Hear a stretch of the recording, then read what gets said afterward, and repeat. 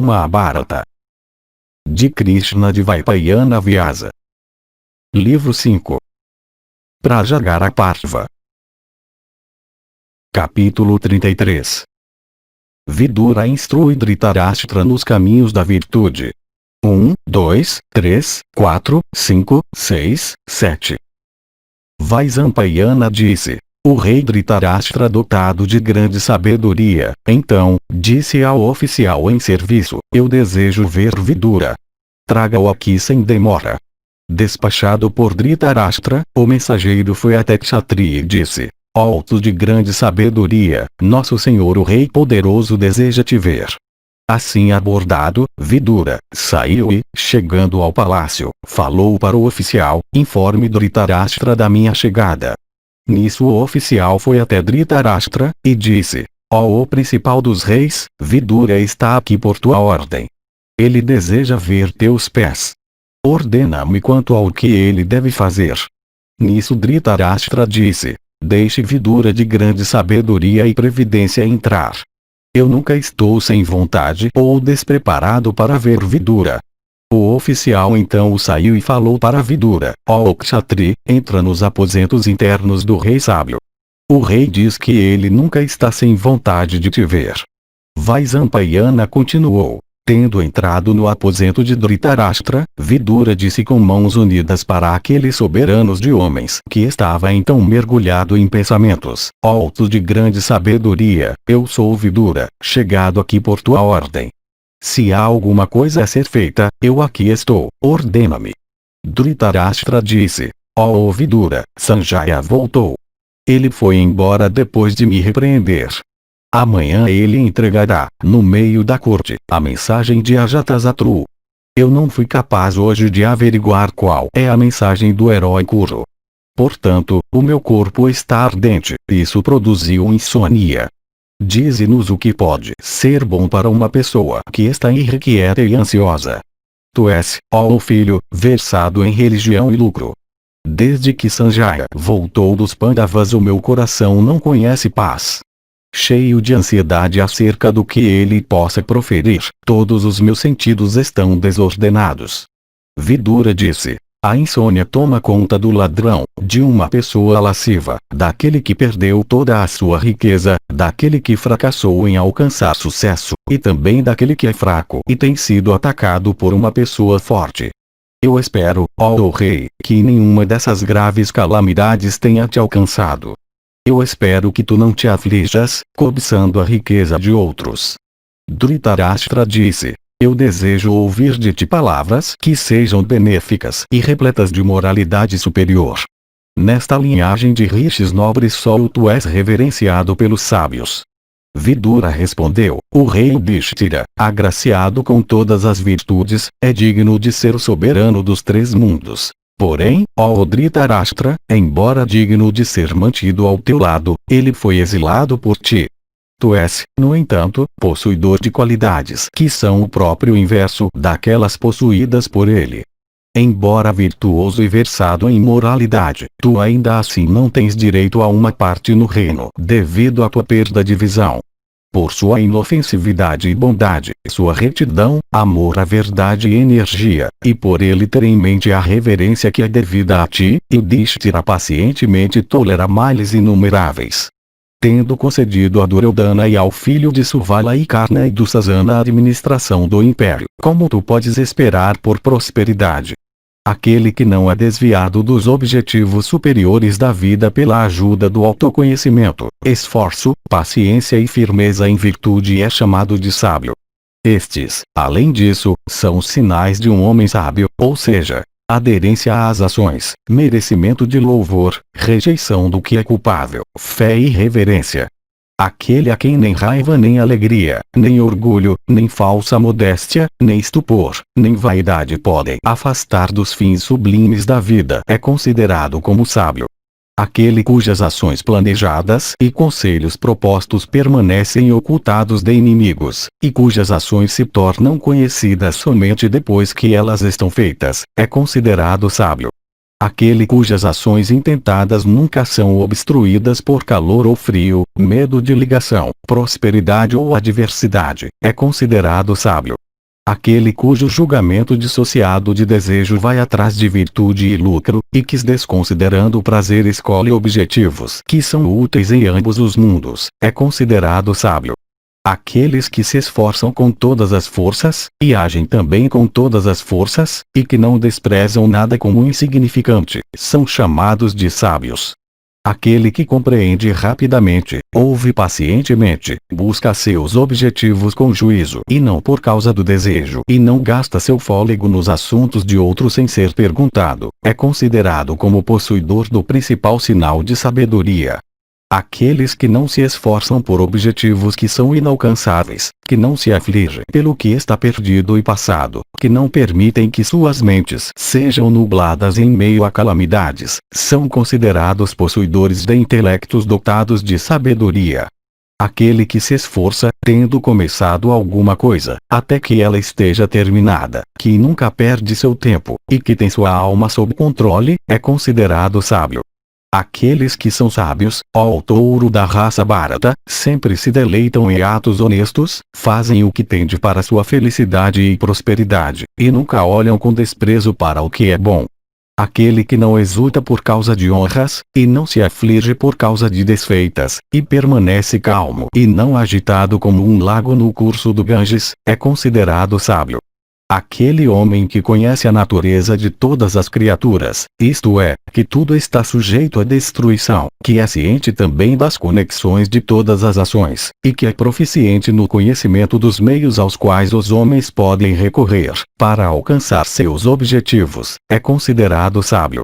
Aquele que fala corajosamente, pode conversar sobre vários assuntos, conhece a ciência de argumentação, possui força de espírito, e pode interpretar o significado do que está escrito em livros, é considerado sábio.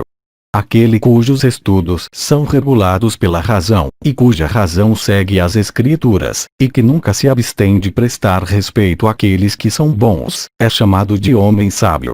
Aquele, por outro lado, que é ignorante das escrituras, mas vaidoso, pobre, contudo orgulhoso, e que recorre a meios injustos para a aquisição de seus objetos, é um tolo. Aquele que, abandonando os seus próprios, se ocupa com os objetivos de outros, e que pratica meios fraudulentos para servir aos seus amigos, é chamado de tolo. Aquele que deseja aquelas coisas que não devem ser desejadas, e abandona aquelas que podem legitimamente ser desejadas, e que tem malícia em relação àqueles que são poderosos, é considerado como uma alma tola. Aquele que considera seu inimigo como seu amigo, que odeia e tem malícia em relação ao seu amigo, e que comete atos pecaminosos, é citado como uma pessoa de alma tola. Ó touro da raça Bharata, aquele que divulga seus projetos, duvida de todas as coisas, e gasta muito tempo em fazer o que requer um tempo curto, é um tolo. Aquele que não realiza os radha para os pitris, nem cultua as divindades, nem adquire amigos de mente nobre, é citado como uma pessoa de alma tola. Aquele pior dos homens que entra em um lugar sem ser convidado, e fala muito sem ser pedido, e deposita confiança em indivíduos indignos de confiança, é um tolo. Aquele homem que sendo ele mesmo culpado joga a culpa em outros, e que embora impotente dá vazão à raiva, é o mais tolo dos homens. Aquele homem que, sem conhecer a sua própria força e dissociado de virtude e lucro deseja um objeto de aquisição difícil, além disso, sem adotar meios adequados, é citado como desprovido de inteligência. Ó rei, aquele que pune alguém que não é merecedor de punição, presta homenagem para pessoas sem o conhecimento delas, e serve a ávaros, é citado como de pouca compreensão. Mas aquele que, tendo obtido riqueza imensa e prosperidade ou adquirido vasta erudição não se comporta soberbamente é considerado como sábio. Quem, além disso, é mais cruel do que aquele que, embora possuidor de riqueza, come e usa mantos excelentes sem distribuir sua riqueza entre seus dependentes. Enquanto uma pessoa comete pecados, muitos colhem a vantagem resultante disso. Contudo, no fim, é somente o fazedor a quem o pecado se vincula, enquanto aqueles que desfrutam do resultado escapam ilesos. Quando um arqueiro atira uma flecha, ele pode ou não ter êxito em matar nenhuma única pessoa, mas quando um indivíduo inteligente aplica sua inteligência, malvadamente, isso pode destruir um reino inteiro com o rei. Discriminando os dois por meio do um, traze sob tua submissão os três por meio dos quatro, e também conquistando os cinco e conhecendo os seis, e te abstendo dos sete, sê feliz. O veneno mata somente uma pessoa, e uma arma também somente uma. Maus conselhos, no entanto, destroem um reino inteiro com rei e súditos. Sozinha uma pessoa não deve compartilhar de nenhuma iguaria saborosa, nem refletir sozinha sobre assuntos de ganho, nem ir sozinha em uma viagem, nem permanecer desperta sozinha entre companheiros adormecidos. Aquele ser que é um sem um segundo, e o qual, ó rei, tu não tens sido capaz de compreender, é a própria verdade e o caminho para o céu, assim como um navio no oceano. Há um único defeito em pessoas clementes, e nenhum outro. Esse defeito é que as pessoas tomam uma pessoa clemente como sendo fraca. Esse defeito, no entanto, não deve ser levado em consideração, pois clemência é um grande poder. Clemência é uma virtude dos fracos, e um ornamento dos fortes. Clemência subjuga tudo, neste mundo. O que há que o perdão não possa realizar? O que uma pessoa má pode fazer àquele que leva o sabre do perdão em sua mão? O fogo que cai em um solo sem grama é extinto por si mesmo. Um indivíduo rancoroso polui a si mesmo com muitas barbaridades.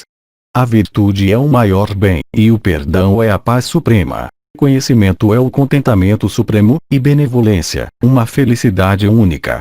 Assim como uma serpente devora animais que vivem em buracos, a terra devora esses dois, isto é, o rei que é incompetente para lutar, e um brahmane que não viaja para lugares sagrados.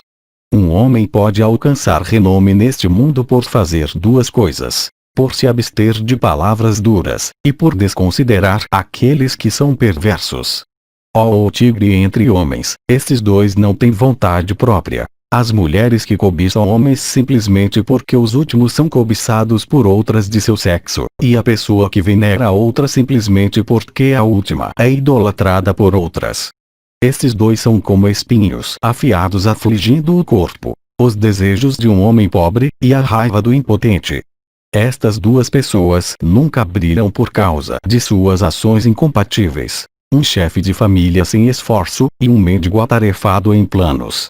Estes dois, ó rei, vivem, por assim dizer, em uma região mais alta do que o próprio céu. Um homem de poder dotado de clemência, e um homem pobre que é caridoso.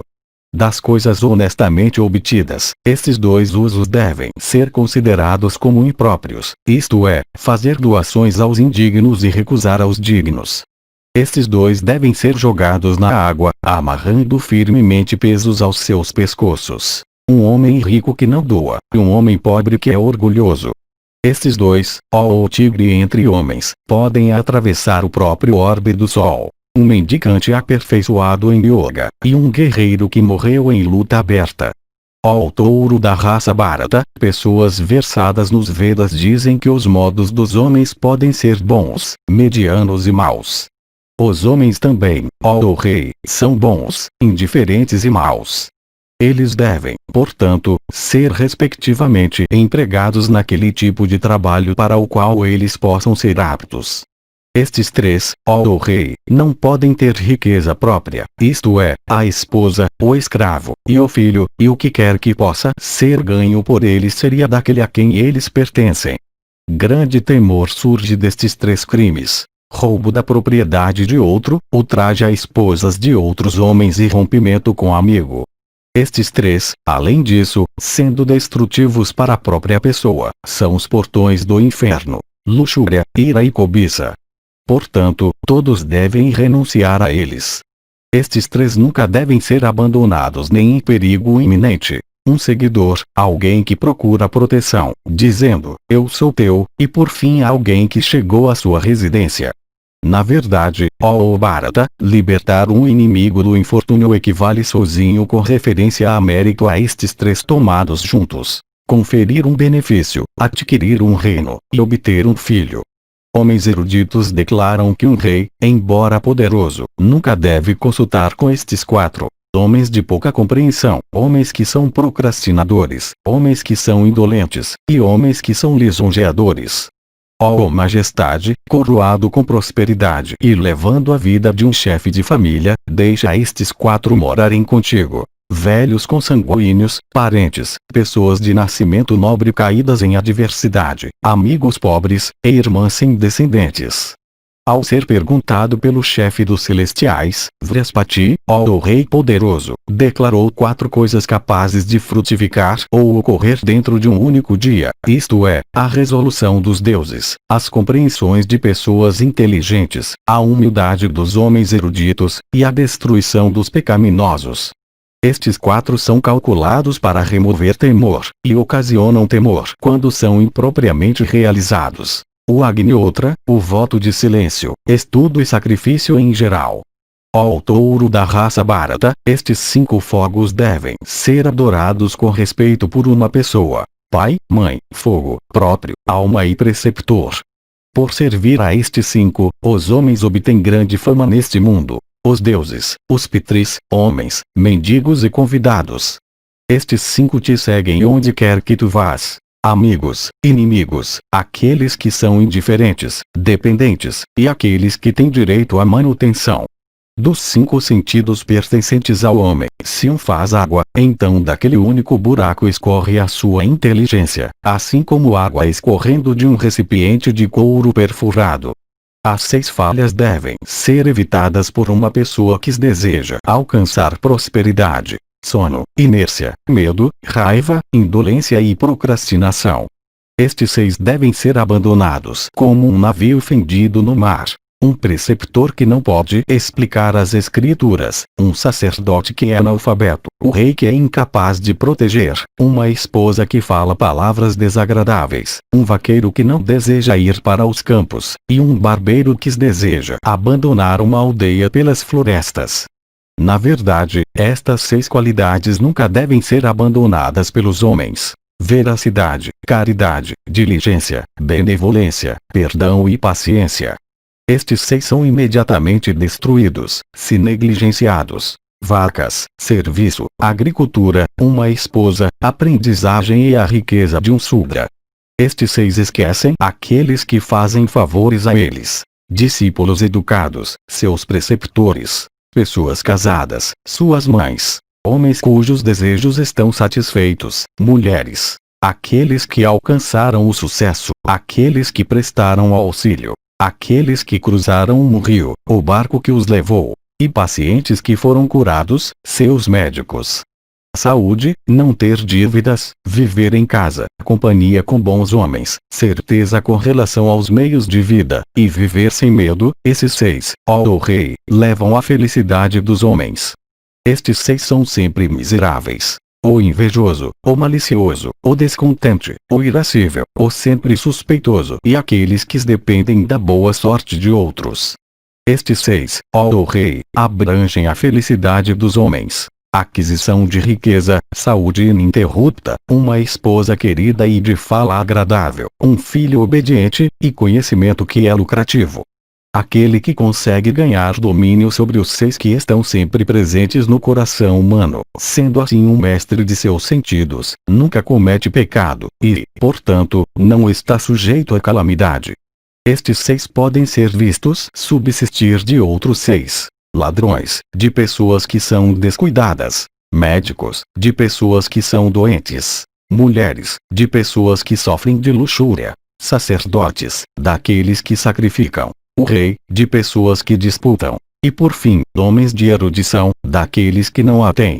O rei deve renunciar a estas 7 falhas que são produtivas de calamidade, visto que elas podem causar a ruína até de monarcas firmemente estabelecidos. Estas são: mulheres, dados, caça, alcoolismo, dureza de discurso, severidade de castigo, e uso impróprio de riqueza. Estas 8 são as indicações imediatas de um homem destinado à destruição: odiar os brahmanes, disputas com brahmanes, apropriação das posses de um brahmane, tirar a vida de brahmane, ter prazer em ultrajar brahmanes, se afligir ao ouvir os louvores de brahmanes, esquecê-los em ocasiões cerimoniais, e dar vazão ao rancor quando eles pedem alguma coisa. Essas transgressões um homem sábio deve compreender, e compreendendo, evitar. Estes 8, ó Bharata, são a própria nata da felicidade, e estes somente são alcançáveis aqui. Encontro com amigos, acessão de riqueza imensa, abraçar um filho, união para relações sexuais, conversas com amigos em horas apropriadas, o progresso de pessoas pertencentes ao seu próprio partido, a aquisição do que tinha sido previsto, e respeito em sociedade. Estas 8 qualidades glorificam um homem. Sabedoria, nascimento nobre, autodomínio, erudição, destreza, moderação em palavras, doações segundo seu poder, e gratidão. Essa casa tem 9 portas, 3 pilares, e 5 testemunhas. Ela é presidida pela alma. Aquele homem erudito que sabe tudo isso é realmente sábio. Ó Dhritarashtra, esses 10 não sabem o que é virtude. Ou embriagado, ou desatento, ou delirante, ou fatigado, ou zangado, ou faminto, ou apressado, ou cobiçoso, ou assustado e o lascivo. Portanto, aquele que é sábio deve evitar a companhia desses. Em relação a isso é citada a antiga história sobre o que ocorreu entre Suyoddhana e Prahlada, o chefe dos Asuras, com relação ao filho do último. Aquele rei que renuncia à luxúria e à ira, que concede riqueza para recebedores adequados, e é perspicaz, erudito, e ativo, é considerado como uma autoridade de todos os homens. Grande prosperidade acompanha aquele rei que sabe como inspirar confiança em outros, que inflige punição àqueles cuja culpa foi comprovada, que conhece a medida adequada de castigo, e que sabe quando piedade deve ser mostrada. É uma pessoa sábia aquela que não desconsidera nenhum inimigo fraco, que procede com inteligência em relação a um inimigo, ansiosamente esperando por uma oportunidade, que não deseja hostilidades com pessoas mais fortes do que ele, que revela sua bravura no tempo propício. Aquela pessoa ilustre que não sofre quando uma calamidade já caiu sobre ela, que se esforça com todos os seus sentidos serenos, e que pacientemente suporta a miséria em tempos de infortúnio, é certamente a principal das pessoas, e todos os seus inimigos são derrotados. Aquele que não vive alegre e despreocupadamente de esperança inútil, que não faz amizade com pessoas pecaminosas, que nunca ultraja a esposa de outro, que nunca demonstra arrogância, e que nunca comete um roubo nem demonstra ingratidão nem se entrega ao alcoolismo é sempre feliz. Aquele que nunca se esforça jactanciosamente para alcançar os 3 objetivos de busca humana, que, quando perguntado, diz a verdade, que não briga nem por causa de amigos, e que nunca fica zangado embora desprezado, é considerado como sábio. Aquele que não tem malícia em relação a outros, mas é bondoso para com todos, que sendo fraco não disputa com outros, que não fala arrogantemente, e esquece uma disputa, é elogiado em todos os lugares. Aquele homem que nunca assume uma aparência soberba, que nunca critica outros enquanto elogia a si mesmo, e nunca dirige palavras duras para outros para ser bem-sucedido, é sempre amado por todos. Aquele que não relembra antigas hostilidades, que não se comporta nem arrogantemente nem com demasiada humildade, e que mesmo quando aflito nunca comete uma ação imprópria, é considerado por homens respeitáveis uma pessoa de boa conduta. Aquele que não exulta em sua própria felicidade, nem se deleita na tristeza de outro, e que não se arrepende depois de ter feito um presente, é citado como um homem de boa natureza e conduta. Aquele que deseja obter um conhecimento dos costumes de diferentes países, e também as línguas de diferentes nações, e das práticas de diferentes classes de homens, conhece imediatamente tudo que é alto e baixo, e onde quer que possa ir, ele está seguro de ganhar uma ascendência até sobre aqueles que são alegres. O homem inteligente que, abandonando o orgulho, tolice, insolência, ações pecaminosas, deslealdade para com o rei, maldade de comportamento, inimizade com muitos, e também discussões com homens que são bêbados, loucos e maus, é o principal da sua espécie. Os próprios deuses concedem prosperidade àquele que diariamente pratica autodomínio, purificação, ritos propícios, culto dos deuses, cerimônias expiatórias, e outros ritos de observância universal. são bem concebidas e bem aplicadas as ações daquele homem erudito que forma alianças matrimoniais com pessoas de posição igual e não com aquelas que são inferiores, que coloca diante de si aqueles que são mais qualificados, e que conversa, age e faz amizades com pessoas de igual posição. Aquele que come frugalmente depois de dividir o alimento entre seus dependentes, que dorme pouco depois de trabalhar muito, e que, quando solicitado, doa até para seus inimigos, tem sua alma sob controle, e as calamidades sempre se mantêm à distância dele. Aquele cujos conselhos são bem guardados e bem executados na prática, e cujas ações por consequência disso nunca são sabidas por outros prejudicarem homens, tem êxito em assegurar até seus objetivos mais insignificantes. Aquele que está atento em se abster de injúria a todas as criaturas, que é sincero, amável, caridoso, e de mente pura, brilha imensamente entre seus parentes como uma pedra preciosa do fulgor mais puro tendo sua origem em uma mina excelente. Aquele homem que sente vergonha mesmo que suas falhas não sejam conhecidas por alguém exceto ele mesmo é altamente honrado entre todos os homens. Possuidor de um coração puro e energia ilimitada e abstraído dentro de si mesmo, ele brilha por sua energia como um verdadeiro sol. O rei Pandu, consumido pela maldição de um Brahmane, teve 5 filhos nascidos para ele nas florestas que são como 5 Indras. Ó filho de Ambika, tu criaste aqueles filhos e ensinaste tudo a eles. Eles obedecem às tuas ordens, dando a eles de volta sua parte justa do reino. Ó majestade, cheio de alegria, sê feliz com teus filhos. Então, ó monarca, tu inspirarás confiança em ambos, deuses e homens,